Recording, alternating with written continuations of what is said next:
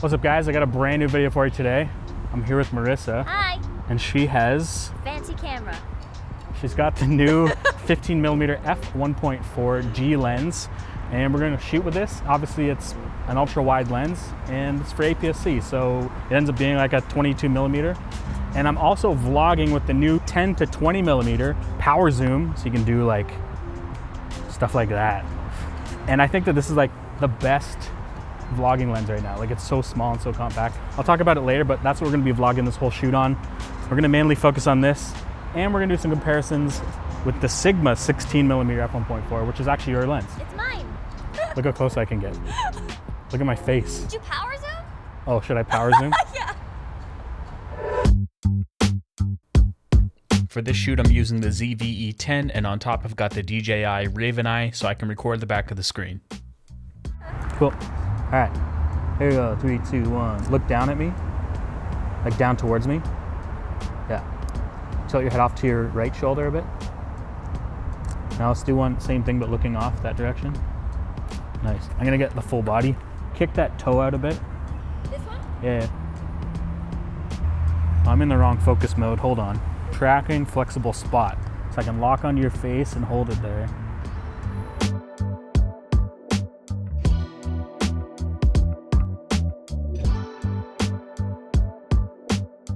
Typically, I wouldn't shoot this wide on like a portrait, but it kind of has a cool look to it, right? Turn into the light a little more. Yeah, keep turning with me. Hold that, just hold that. I'm gonna get a little closer.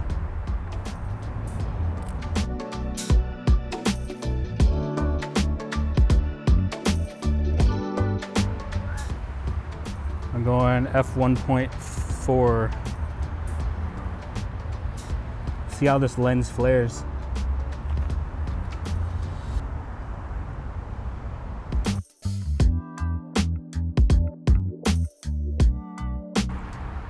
Ooh, I love that. Look down towards me now.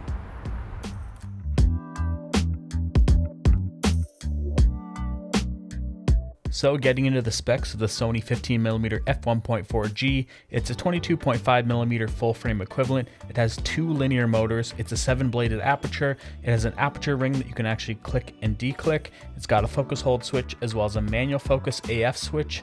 It's super light, only at 7.7 ounces, and it's only 2.73 inches tall, and it has dust and moisture resistance. And I'm also vlogging with the new 10 to 20mm f4 power zoom, and it's a really nice upgrade over the old 10 to 18 f4. It's got internal zooming, so no extending barrel, and this lens is so compact. It has 2 linear motors, dust and moisture sealing, and it's 22% lighter than the old 10 to 18. And although this lens has a zoom rocker, if you have the ZV-E10, you can also use the rocker on the front of that camera to zoom as well, or use Sony's Bluetooth remote. So yeah, back against the wall. Maybe tilt your head back just a bit. If you can, like, try and like lean your back into it.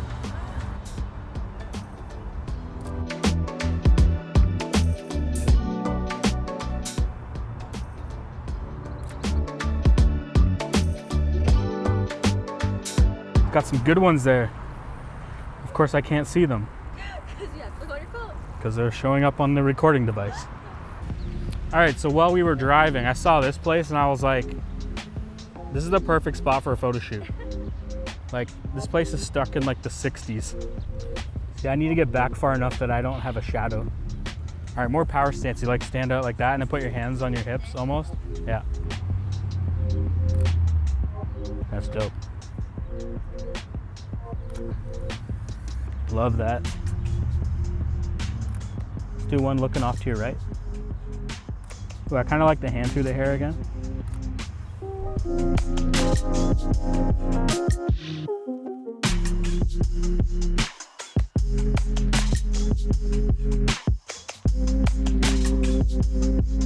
And if I can get down low enough, it'll look really cool. Okay, ready? Yep. Go for it. I need it to be like a more convincing step. I think that's it. That's sick. Somehow you landed on the perfect spot to stop.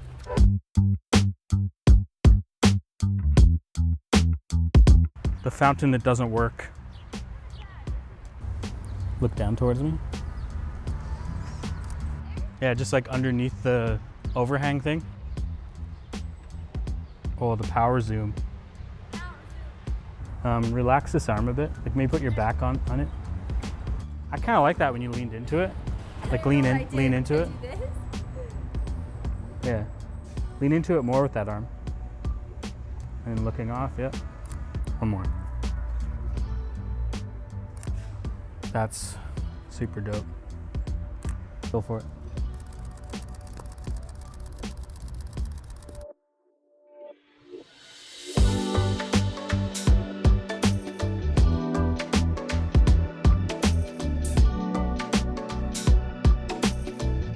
All right, so first impressions. Actually, we've had a few impressions now. Yeah. The ZV-E10 with this little lens, this is a good combo. Obviously, I have the Raven Eye recorder on it, but if you take that out of the equation, it's a really small, compact, nice setup.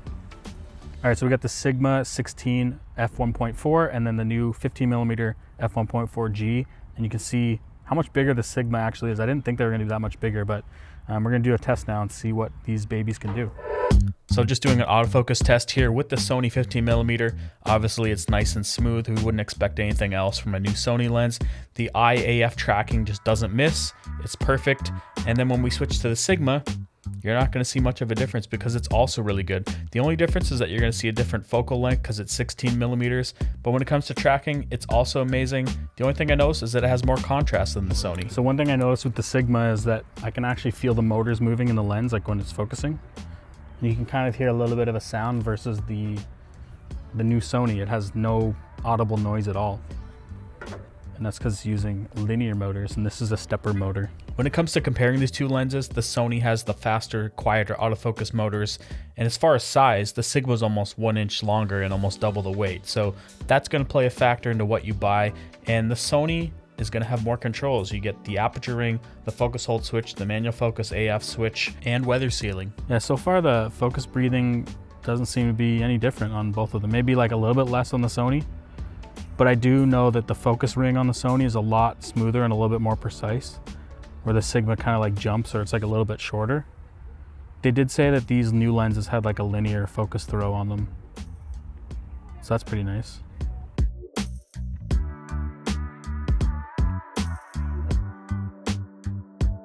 So don't get me wrong, the new Sony 15mm f1.4 is amazing. My issue is that the Sony APS-C system is more for budget-oriented shooters, and with that, you kind of want budget-oriented lenses. You don't want to be paying those higher prices for lenses, and the Sigma is literally half the price of the new Sony, but you're not even getting double the performance out of the Sony, so it's really tough to recommend this lens unless you want the best of the best, a smaller, lighter lens, better autofocus motors, and obviously you're going to get things like the aperture ring, manual focus, autofocus hold, switch, and things like that. But I don't know if that's worth double the price.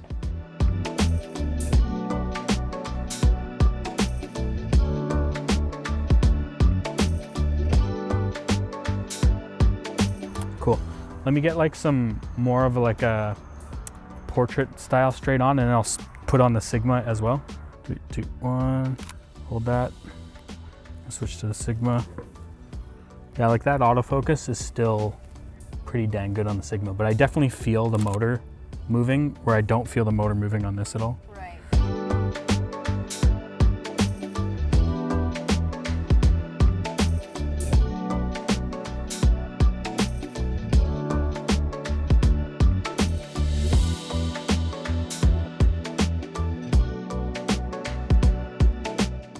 They're both amazing.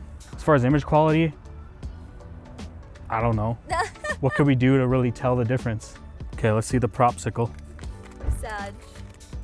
Did it actually melt? We forgot it was in the car. Oh god. It's gone. Oh my god, it smells really good though. It's just liquid. Hold on. It would have been the perfect propsicle. Lay right on the grass. Where my head here? No, here. Okay, so your whole hand is in the frame. This one? Yeah. I kind of like it though. Oh, you like it there? Yeah. 3, 2, 1. So we're using the Sigma right now. F1.4. I'm gonna get in a little closer. Vertical. Here we go. 3, 2, 1. Cool. I'm gonna switch to the Sony. Horizontal. 3, 2, 1. And 1 vertical.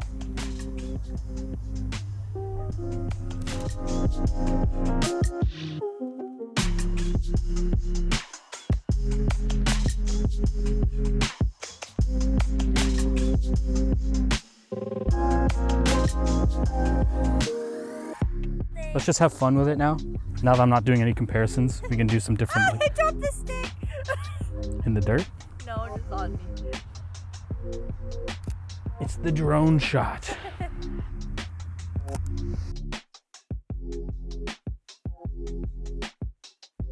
All right, that's it for this video. Thanks for watching. Thanks to Marissa. Hi. You have a destroyed popsicle. Sad it melted. We were gonna use it as a prop. It didn't happen, but no popsicle. That's it for this video. If you liked it, give it a thumbs up. If you disliked this video, give it a thumbs down twice. Don't forget to hit that notification bell. I'll see you guys in the next one. Bye. Power zoom.